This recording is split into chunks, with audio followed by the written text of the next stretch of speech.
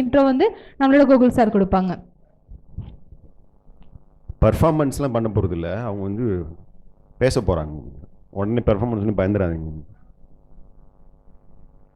நீரின்றி அமையாது உலகு, இந்த நீர்வளத்துறையை நீக்குப்போக்குடன் லெஃப்ட் ஹேண்டில் கையாள்கிற மதுரையின் மைந்தன், சித்தன்னவாசனின் சின்னங்களே வெக்கப்படும் அன்பழகன், சரோ சாமானிக்காலோ, இதோ உங்கள் முன்னால் காவியம் பாட ஒரு கவிஞன் வருகிறான்.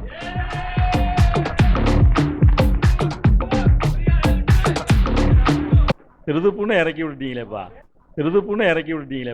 ரைட்டு, சொல்கிறேன்.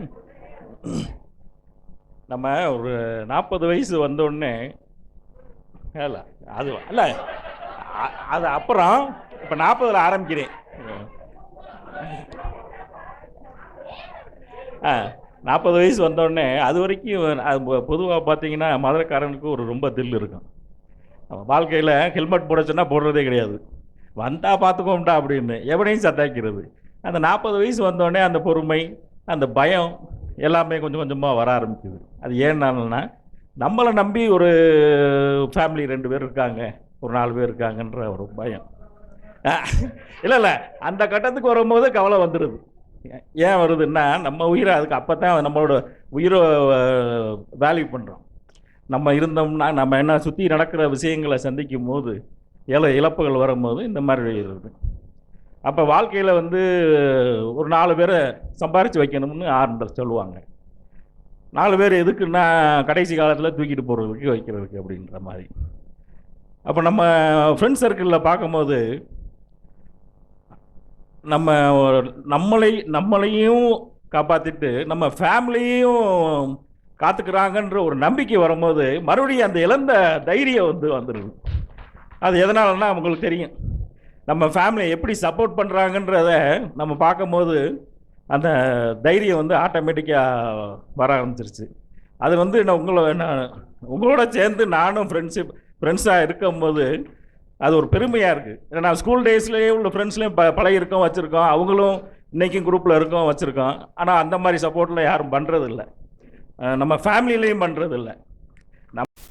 அப்படி இருக்க சூழ்நிலையில் இந்த கிட்டத்தட்ட ஒரு 100 பேர் வராதவங்களையும் சேர்த்து இப்போ வர வைக்கிறன்றது வேற, ஆனால் வெளியே இருந்து சப்போர்ட் பண்ணுறாங்களே, அதை நினச்சா எனக்கு வந்து ரொம்ப பெருமையாகவும் இருக்குது, சந்தோஷமாகவும் இருக்குது. இதை வந்து கடைசி வரைக்கும் அந்த கொண்டு போகணும், அதான் என்னோட ஆசை. இதுதான் என் மனசில் நினச்சிக்கிட்டே இருந்தேன். அதுதான். அப்புறம் ஃபேமிலியை பற்றி பேசுகிறோம்னா, நம்ம காலேஜை முடிச்சுட்டு வெளியே வரும்போது அப்பையும் வந்து அடுத்த கட்டத்துக்கு எங்கே போகிறோம் என்ன ஏது அப்படின்ற மாதிரி வருவோம். ஒரு வேலையில் ஜாயின் பண்ணிட்டால் கல்யாணம் பண்ணிடுவோம். இது பர்சனலாக சொல்கிறேன். இடையில காதலிச்சு ஒரு இருப்போம். இப்போ அதை வந்து இன்கேஸ் அதையே நம்ம வாழ்க்கையில் இல்லாதம இன்னொரு லைஃப் பார்ட்னரை ஒரு சூழ்நிலையில் வர்றாங்க. இல்லை மாமா, சொல்ல வேண்டியதை கொஞ்சம் பார்த்து சொல்லணும்ல அப்படின்னு கூட இருக்கவங்க நம்ம வந்து பொய்யும் சொல்ல முடியாதுல்ல. அப்படின்ற போது ஒரு பந்தத்துக்குள்ளே நுழையிறோம். வீட்டில் வந்து அம்மாவும் இருக்காங்க, ஒரு பந்தம் இருக்குது. நம்ம உடனே வந்து நம்ம ஃபேமிலியை அப்படியே நடுநிலையாக கொண்டு போய் இருக்கும்போது மனைவி மேலே பாசத்தை நம்மளால் கொடுக்க முடியல. ஆரம்ப கட்டத்தில் ஒரு 5 வருஷம் 10 வருஷம்னு வச்சுக்கோங்களேன். நம்ம என்னைக்கு நம்ம மனைவியை புரிஞ்சு அவன் மேலே காதல் கொள்ளும் போது அவன் என்னன்னா அப்படியே டைவர்ட் ஆகி அவங்க குழந்தைக்கு போயிடுவாங்க. அது வரைக்கும் நம்மளையே நேசிப்பாங்க.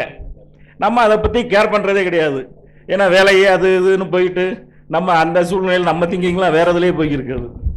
ஒரு 45 வயசு வரும்போது நம்ம மனைவியை நேசிக்க ஆரம்பிக்கணும்னு விருப்பப்படும் போது மனைவிக்குள்ள அப்படியே டைவர்ட் ஆகி குழந்தைகளுக்கு மேலே போயிடுறாங்க. இதுதான் உண்மை, ஃபேக்ட். நம்ம அந்த நேரத்தில் சில விஷயங்கள்லாம் தவற விட்டுக்கிட்டு தான் இருக்கோம் வாழ்க்கையில். இல்லை அதான் உள்ளது. நம்ம பிள்ளைகளை பத்துறோம்.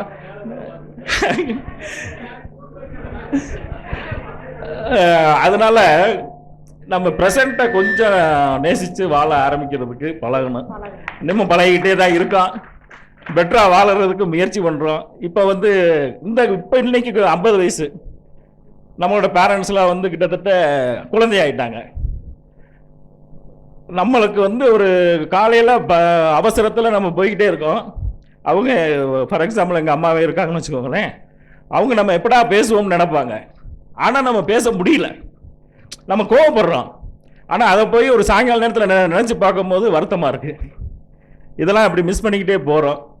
முடிஞ்ச வரைக்கும் சந்தோஷமாக வச்சுக்கிட்டு முடிஞ்ச வரைக்கும் டைமை ஸ்பெண்ட் பண்ணுவோம். அதே மாதிரி தான் இந்த ஃப்ரெண்ட்ஷிப் கெட் டுகெதரும். லாஸ்ட் டைம் வந்து நான் ஃபஸ்ட் டே மிஸ் பண்ணிட்டேன். அந்த ஃபோட்டோ முடிஞ்ச பிறகு தான் வந்தேன். இந்த வட்டம் வந்து முதல்ல இருந்து ஆரம்பிக்கணும்னு ஃப்ரெண்ட்ஸோடயே ட்ராவல் பண்ணிக்கிட்டு இருக்கேன்.